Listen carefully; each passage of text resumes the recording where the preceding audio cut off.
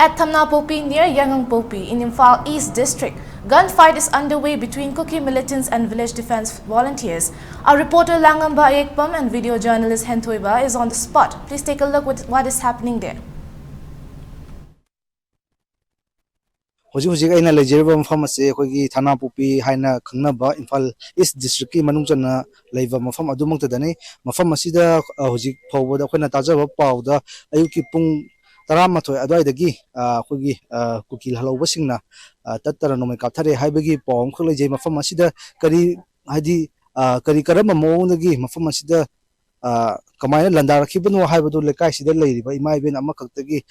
pawlominaduna hojiki mayek singna khangdriba porasi mayam punna mayek singna khangminase ngasi ayu pung 13 sai ta badani bunga akhoi khunja sing angang khara sing yen jan haibadu akhoi khunji da maya pai kai ga toksai se sigi sing thaninga letabe angang khara sing yan ba sa sena za khar ka zara ka satna bane ba hai sida mathak lomdagi kukina kanna kapsalak bane ba kukina kapsale adu akhoi si mai kai khangdana sena re khunya ko angang sing ju sen thoga koi ji hoji karina phagada ge na mayam je ima mayam je pundana sina mayam je pundana tawjari boko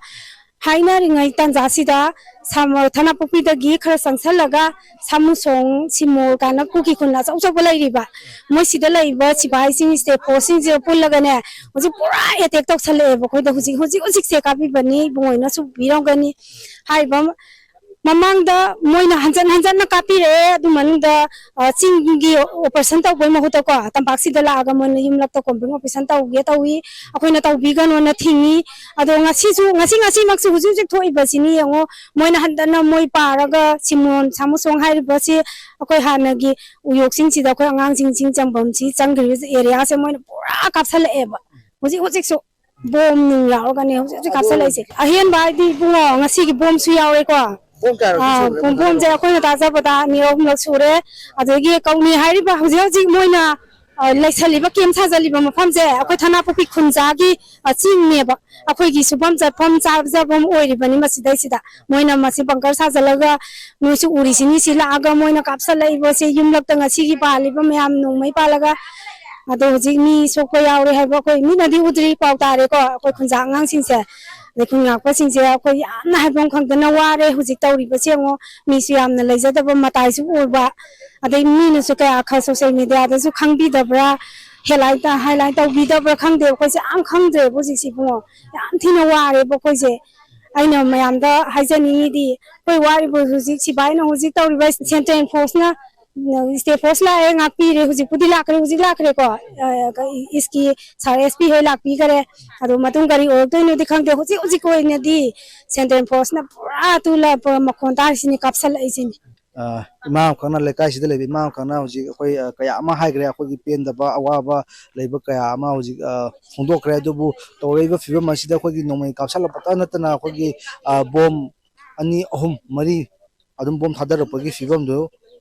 kan aduju leire adu mafam asida akhoi state force dagi hendoktana akhoi central force kaya amju hadi BSF amadi jat regiment na chingba kaya amju mafam asida akhoi taduna leiri hai adu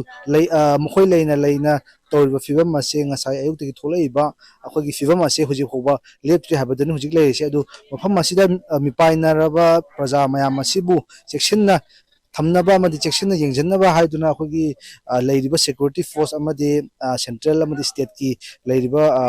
akhoi forcing na mafam asida laktuna praja singi damangta asoengam yaudana ba haina section thorang lakhutuna su mafam asida leiri hiramasigi matangda video journalist Hentoiba. For more update and latest news, please take a look live reporting from the spot by our reporter Langamba Ayekpam to our news editor. Please have a look. Thank you, Deperani. Maru na khui ngasi khui Kuki militants na ngarang dige horaga tuan form sing ani haibatai Imphal East QA na khui Yangangpopi gimanung chanba Thamnapopi da jam kana kula khui kuthongna ba form leiri atopa ama dana koi Pukau Santipura kana kuthongna ba form leiri hauji sport ta koi maru na leiriba khui Thamnapopi da khui Langamba reporter leiri Langamba maru na khui ngasai nang report thamigi bada mi ama sopagi wafam aduga mafam dugi khunja singna phongdora pu wafam leigre hauji fawgi ba latest news update se kaino kai leige thabi Langamba hauji ko boda ngasai ai te thang bi ba poda je hauji ko boda ko ye nakal du yo ba kam na ba gi ꯑꯩꯈꯣꯏꯒꯤ ꯐꯤꯕꯝ ꯑꯗꯣ ꯍꯧꯖꯤꯛ ꯐꯥꯎꯕ ꯂꯩꯇ꯭ꯔꯤ ꯑꯗꯨ ꯍꯧꯖꯤꯛ ꯑꯩꯒꯤ ꯏꯃꯥꯃꯣꯠꯇꯗ ꯑꯩꯈꯣꯏꯒꯤ ꯕꯣꯝꯁꯤꯅ ꯀꯥꯞꯄꯛꯄ ꯃꯇꯝꯗ ꯑꯩꯈꯣꯏꯒꯤ ꯈꯝꯅꯥꯄꯣꯛꯄꯤ ꯈꯨꯜꯒꯤ ꯃꯇꯥꯏꯗ ꯂꯩꯔꯤꯕ ꯂꯝꯁꯤꯗ ꯇꯥꯕꯒꯤ ꯐꯤꯕꯝ ꯑꯗꯨꯅ ꯍꯧꯖꯤꯛꯐꯥꯎ ꯑꯩꯒꯤ ꯃꯤꯠꯃꯥꯡꯃꯛꯁꯤꯗ ꯎꯔꯤꯕꯁꯦ ꯑꯗꯨ ꯃꯁꯤꯗꯒꯤ ꯍꯦꯟꯅ ꯍꯧꯖꯤꯛꯁꯦ ꯑꯩꯈꯣꯏꯒꯤ ꯕꯣꯝ ꯀꯥꯞꯄꯛꯄꯁꯦ ꯉꯁꯥꯏꯗꯒꯤ ꯃꯣꯏꯒꯤ ꯑꯩꯈꯣꯏꯒꯤ ꯕꯣꯝꯁꯦ 3-4 ꯀꯥꯞꯄꯦ ꯍꯥꯏꯕꯗꯣ ꯑꯗꯨꯒꯤ ꯃꯊꯛꯇ ꯍꯧꯖꯤꯛ ꯍꯦꯟꯅ ꯕꯣꯝꯁꯦ ꯉꯁꯥꯏꯗꯒꯤ ꯀꯥꯞꯄꯛꯄꯗꯨꯅ ꯍꯧꯖꯤꯛ ꯐꯥꯎꯕꯗ ꯕꯣꯝꯁꯦ 10 ꯁꯨꯔꯦ ꯍꯥꯏꯕꯒꯤ ꯐꯤꯕꯝꯗꯨꯅ ꯍꯧꯖꯤꯛꯐꯥꯎ ꯂꯩꯔꯤ ꯍꯧꯖꯤꯛ ꯐꯥꯎꯕ ꯕꯣꯝ ꯀꯥꯞꯄꯛꯄꯁꯦ ꯂꯦꯞꯇ꯭ꯔꯤ ꯑꯗꯣ ꯕꯣꯝꯁꯦ ꯌꯥꯝ ꯅꯛꯅ ꯑꯩꯈꯣꯏ ꯈꯨꯜꯒꯤ ꯑꯩꯈꯣꯏꯒꯤ ꯌꯨꯝ ꯂꯩꯔꯤꯕ ꯈꯝꯅꯥꯄꯣꯛꯄꯤ ꯈꯨꯜꯒꯤ ꯃꯇꯥꯏꯒꯤꯗ ꯂꯩꯕ ꯂꯧꯕꯨꯛꯁꯤꯗ ꯑꯅꯤꯔꯛ ꯍꯧꯖꯤꯛ ꯇꯥꯔꯤꯕꯁꯦ ꯂꯧꯕꯨꯛꯁꯤꯗ ꯇꯥꯔꯒ ꯍꯧꯖꯤꯛꯁꯦ ꯃꯈꯨ ꯑꯩꯈꯣꯏꯒꯤ ꯁꯨꯝ ꯊꯣꯛꯑꯒ ꯃꯐꯝ ꯑꯁꯤꯗ ꯂꯩꯔꯤ ꯇꯧꯕꯇꯕꯨ ꯍꯧꯖꯤꯛ ꯐꯥꯎꯕ ꯀꯥꯞꯅꯕ ꯂꯦꯞꯇꯕꯒꯤ ꯐꯤꯕꯝ ꯑꯗꯣ ꯍꯧꯖꯤꯛꯐꯥꯎ ꯂꯩꯔꯤ ꯑꯗꯨꯒ ꯃꯁꯤꯒꯤ ꯃꯈꯥ ꯇꯥꯅ ꯑꯩꯈꯣꯏꯒꯤ ꯅꯨꯄꯥ ꯑꯃꯈꯛ ꯑꯩꯈꯣꯏꯒꯤ ꯀꯩꯅꯣꯗ ꯈꯨꯠꯀꯤ ꯃꯐꯝꯂꯣꯝꯗ ꯄꯥꯜꯂꯒ ꯁꯣꯛꯇꯨꯅ ꯂꯩꯔꯦ ꯍꯥꯏꯕꯒꯤ ꯄꯥꯎ ꯑꯃꯁꯨ ꯐꯪꯉꯤ ꯑꯗꯨ ꯃꯁꯤꯁꯦ ꯍꯧꯖꯤꯛ ꯀꯟꯅ ꯑꯩꯈꯣꯏꯒꯤ ꯂꯧꯕꯨꯛꯁꯤꯗ ꯂꯩꯔꯤꯕ ꯄ꯭ꯔꯖꯥꯁꯤꯡꯅ ꯑꯦꯝꯕꯨꯂꯦꯟꯁ ꯀꯧꯔꯒ ꯑꯩꯈꯣꯏꯒꯤ ꯁꯣꯏꯕ ꯃꯤꯑꯣꯏ ꯑꯁꯤ ꯂꯥꯛꯀꯠꯅꯕ ꯍꯥꯏꯗꯅ ꯀꯟꯅ ꯍꯣꯠꯅꯔꯤ ꯑꯗꯨꯒ ꯁꯣꯏꯕ ꯃꯤꯑꯣꯏ ꯑꯁꯤ ꯍꯧꯖꯤꯛ ꯐꯥꯎꯕꯒꯤ ꯑꯣꯏꯅꯗꯤ ꯃꯍꯥꯛꯁꯨ ꯀꯅꯥꯅꯣ ꯑꯗꯨꯒ ꯃꯃꯤꯡ ꯀꯔꯤ ꯀꯧꯏ ꯍꯥꯏꯕꯗꯨꯗꯤ ꯍꯧꯖꯤꯛꯀꯤ ꯑꯣꯏꯅ ꯃꯍꯥꯛꯀꯤ ꯑꯣꯏꯕ ꯂꯩꯉꯥꯛ ꯂꯩꯖꯤꯜ ꯈꯪꯕꯗꯤ ꯎꯕ ꯂꯩꯇ꯭ꯔꯤ ꯃꯔꯨꯑꯣꯏꯅ ꯄꯨꯡ ꯀꯌꯥꯗꯒꯤ ꯉꯁꯤ ꯀꯥꯞꯅꯕ ꯍꯧꯔꯛꯈꯤꯕꯅꯣ ꯍꯧꯖꯤꯛꯐꯥꯎ ꯑꯩꯈꯣꯏ ꯑꯃꯁꯨ ꯍꯥꯏꯕꯒꯤ ꯄꯥꯎ ꯂꯩꯔꯦ ꯑꯗꯨꯒ ꯄ꯭ꯔꯖꯥꯁꯤꯡ ꯑꯗꯨꯋꯥꯏꯗ ꯂꯩꯔꯤꯕꯁꯤꯡ ꯂꯥꯟꯖꯦꯟꯅꯕꯒꯤ ꯄꯥꯎ ꯑꯗꯨꯒ ꯂꯩꯔꯤꯕ ꯄꯣꯠꯁꯤꯗ ꯑꯩꯈꯣꯏ ꯇꯣꯉꯥꯟꯕ ꯁꯦꯟꯇ꯭ꯔꯦꯜ ꯐꯣꯔꯁꯁꯤꯡ ꯂꯩꯔꯤꯕꯁꯤꯡ ꯑꯗꯨ ꯃꯐꯝꯗꯨꯗ ꯌꯧꯁꯤꯟꯕꯒꯤ ꯃꯃꯤ ꯇꯥꯕ꯭ꯔꯥ ꯅꯠꯇ꯭ꯔꯒꯅ ꯑꯗꯨꯝ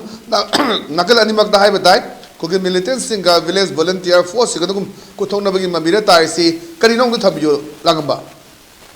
ꯑꯩꯈꯣꯏ ꯈꯨꯠꯊꯣꯛꯅꯕꯁꯦ ꯉꯁꯤ ꯍꯧꯖꯤꯛ ꯄꯨꯡ 12 ꯍꯧꯈꯤꯕꯅꯤ ꯑꯗꯨ ꯃꯐꯝ ꯑꯁꯤꯗ ꯑꯩꯈꯣꯏꯒꯤ ꯁ꯭ꯇꯦꯠ ꯐꯣꯔꯁ ꯑꯃꯗꯤ ꯁꯦꯟꯇ꯭ꯔꯦꯜ ꯐꯣꯔꯁ ꯀꯌꯥ ꯑꯃꯁꯨ ꯂꯩꯔꯤꯕ ꯁꯦꯟꯇ꯭ꯔꯦꯜ ꯐꯣꯔꯁꯁꯤꯡ ꯑꯗꯨꯗꯤ ꯑꯩꯅ ꯎꯖꯕ ꯐꯥꯎꯕꯗ ꯑꯩꯈꯣꯏꯒꯤ BSFꯀ ꯖꯥꯠꯔꯖꯤꯅꯦꯟꯒ ꯃꯐꯝ ꯑꯁꯤꯗ ꯂꯩ ꯑꯗꯨꯒ ꯑꯩꯈꯣꯏꯒꯤ ꯁ꯭ꯇꯦꯠ ꯐꯣꯔꯁꯁꯤꯡꯒ ꯍꯧꯖꯤꯛ ꯃꯐꯝ ꯑꯁꯤꯗ ꯑꯩꯈꯣꯏꯒꯤ ꯂꯩꯀꯥꯏꯁꯤꯗ ꯅꯛꯅ ꯂꯩꯔꯤꯕ ꯄ꯭ꯔꯖꯥꯁꯤꯡꯕꯨ ꯑꯁꯤꯅ ꯌꯥꯎꯗꯅꯕ ꯍꯥꯏꯗꯨꯅ ꯑꯩꯈꯣꯏ ꯆꯦꯛꯁꯤꯟꯅ ꯉꯥꯛꯁꯦꯟꯗꯨꯅ ꯂꯩꯔꯤ ꯑꯗꯨꯕꯨ ꯇꯧꯕꯇꯕꯨ ꯍꯧꯖꯤꯛꯀꯤ ꯊꯣꯛꯅꯔꯤꯕ ꯈꯨꯠ ꯑꯁꯤ ꯑꯩꯈꯣꯏꯒꯤ ꯃꯅꯤꯄꯨꯔꯗꯁꯨ ꯍꯟꯕ ꯂꯩꯇꯦ ꯑꯗꯨꯒ ꯉꯥꯛꯄ ꯁꯤꯡꯅꯁꯨ ꯍꯟꯕ ꯂꯩꯇꯦ ꯃꯔꯝꯗꯤ ꯍꯧꯖꯤꯛꯀꯤ ꯊꯣꯛꯏꯕ ꯊꯧꯗꯣꯛ ꯑꯁꯤ ꯉꯁꯥꯏ ꯑꯌꯨꯛ 10 ꯊꯣꯛꯂꯛꯄꯅꯤꯅ ꯍꯧꯖꯤꯛ ꯐꯥꯎꯕ ꯂꯦꯞꯇꯅ ꯑꯗꯨꯝ ꯆꯠꯊꯔꯤ ꯍꯥꯏꯕꯒꯤ ꯐꯤꯕꯝꯗꯨꯅꯤ ꯍꯧꯖꯤꯛ ꯃꯐꯝ ꯑꯁꯤꯗ ꯂꯩꯔꯤꯕꯁꯤ ꯃꯔꯨꯑꯣꯏꯅ ꯑꯩꯈꯣꯏꯅ ꯍꯧꯖꯤꯛ ꯎꯕꯗ ꯐꯨꯇꯦꯖꯇꯁꯨ ꯈꯨꯟꯖꯥꯁꯤꯡ ꯑꯩꯈꯣꯏ ꯂꯥꯟꯖꯦꯟꯅꯕꯒꯤ ꯐꯤꯕꯝꯁꯨ ꯂꯩ ꯑꯗꯨꯒ ꯃꯔꯨꯑꯣꯏꯅ ꯑꯩꯈꯣꯏ ꯁ꯭ꯇꯦꯠ ꯐꯣꯔꯁꯁꯤꯡ ꯀꯔꯤ ꯀꯔꯥ ꯆꯪꯉꯛꯑꯀꯥꯟꯗ ꯃꯗꯨꯒꯤ ꯀꯩ ꯍꯥꯏꯇꯥꯔꯦ ꯂꯥꯟ ꯈꯥꯝꯅꯕꯒꯤ ꯄꯣꯠ ꯎꯕ꯭ꯔꯥ ꯅꯠꯇ꯭ꯔꯒ ꯑꯗꯨꯝ ꯅꯥꯀꯟ ꯑꯅꯤꯃꯛꯁꯦ ꯑꯗꯨꯝ ꯀꯟꯅ ꯈꯨꯠ ꯊꯣꯛꯅꯔꯤꯕ꯭ꯔꯥ ꯀꯃꯥꯏꯅ ꯇꯧꯏ ꯍꯧꯖꯤꯛ ꯍꯧꯖꯤꯛꯀꯤ ꯑꯣꯏꯅꯗꯤ ꯍꯧꯖꯤꯛꯀꯤ ꯀꯥꯞꯅꯔꯤꯕ ꯖꯒꯥꯁꯤꯗ ꯂꯩꯔꯝꯕ ꯑꯩꯈꯣꯏꯒꯤ ꯏꯃꯥꯏꯕ ꯀꯌꯥ ꯑꯃꯗꯤ ꯏꯃꯥꯏꯕ ꯀꯌꯥ ꯑꯃꯗꯤ ꯑꯩꯈꯣꯏꯒꯤ ꯅꯥꯀꯟꯗ ꯁꯣꯛꯇꯨꯅ ꯂꯩꯔꯤ ꯃꯔꯝꯗꯤ ꯀꯥꯞꯅꯔꯤꯕ ꯖꯒꯥꯁꯤ ꯌꯥꯝꯅ ꯔꯤꯛꯁ ꯑꯣꯏꯕ ꯖꯒꯥꯅꯤꯅ ꯏꯃꯥꯏꯕ ꯁꯣꯛꯇꯅꯕ ꯍꯥꯏꯕꯁꯤ ꯁ꯭ꯇꯦꯠ ꯐꯣꯔꯁ ꯑꯃꯗꯤ ꯁꯦꯟꯇ꯭ꯔꯦꯜ ꯐꯣꯔꯁ ꯉꯥꯛ ꯁꯦꯟꯕꯤꯅꯔꯤ ꯍꯧꯖꯤꯛ ꯍꯧꯖꯤꯛ ꯇꯥꯔꯤꯁꯤꯗꯤ ꯑꯩꯈꯣꯏꯒꯤ ꯅꯣꯡꯃꯩ ꯀꯥꯞꯄꯛꯄꯒꯤ ꯇꯥꯔꯤꯕꯁꯤꯡ ꯍꯧꯖꯤꯛꯁꯨ ꯀꯥꯞꯅꯕ ꯂꯦꯞꯇ꯭ꯔꯤ ꯍꯥꯏꯕ ꯂꯥꯡꯕ ꯃꯔꯨꯑꯣꯏꯅꯅꯤ ꯂꯥꯡꯕꯅ ꯍꯥꯏꯕꯤꯔꯤꯕ ꯃꯐꯝꯁꯤꯗ ꯑꯩꯈꯣꯏ ꯕꯦꯛꯒ꯭ꯔꯥꯎꯟꯗ ꯈꯨꯗꯝ ꯅꯣꯡꯃꯩ ꯀꯥꯞꯅꯕꯒꯤ ꯃꯈꯣꯟ ꯑꯗꯨꯝ ꯇꯥꯕ ꯐꯪꯉꯤ ꯑꯗꯨꯝ ꯆꯦꯛꯁꯤꯟꯅ ꯂꯩꯕꯤꯌꯨ ꯂꯥꯡꯉꯝꯕ ꯑꯩꯈꯣꯏ ꯂꯦꯇꯦꯁ ꯑꯞꯗꯦꯠ ꯃꯈꯥ ꯇꯥꯅ ꯑꯗꯨꯝ ꯇꯧꯖꯒꯦ ꯑꯁꯣꯝ ꯅꯥꯀꯟꯗ ꯑꯩꯈꯣꯏ ꯄꯨꯈꯥꯎ ꯁꯥꯟꯇꯤꯄꯨꯔꯗꯁꯨ ꯍꯧꯖꯤꯛ ꯈꯨꯠ ꯊꯣꯛꯅꯕꯒꯤ ꯃꯐꯝ ꯂꯩ ꯃꯗꯨꯒꯤ ꯄꯥꯎꯁꯨ ꯑꯩꯈꯣꯏ ꯑꯞꯗꯦꯠ ꯇꯧꯖꯒꯦ ꯊꯦꯡꯛ ꯌꯨ ꯁꯣ ꯃꯆ ꯂꯥꯡꯉꯝꯕ ꯃꯈꯥ ꯇꯥꯕ ꯄꯥꯎ ꯑꯞꯗꯦꯠ ꯂꯧꯖꯔꯛꯀꯦ ꯊꯦꯡꯛ ꯌꯨ